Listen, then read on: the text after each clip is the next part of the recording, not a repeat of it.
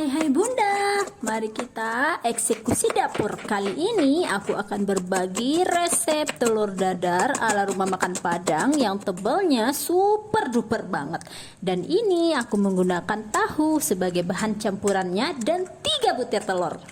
Dan bagi Bunda yang tidak menyukai tahu, cukup diberi tambahan tepung terigu saja. Oh ya Bunda, aku mau berikan satu rahasia di sini untuk tips menggorengnya.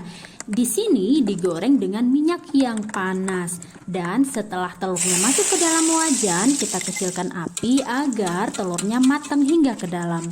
Oke Bunda, ini dijamin enak banget Bun, persis seperti rumah makan Padang. Nah Bunda bisa lihat kan tebalnya bagaimana, dan ini hanya menggunakan 3 butir telur loh Bun. Wah hemat banget nih buat menu berbuka puasa. Selamat mencoba untuk Bunda semua dan semoga berhasil.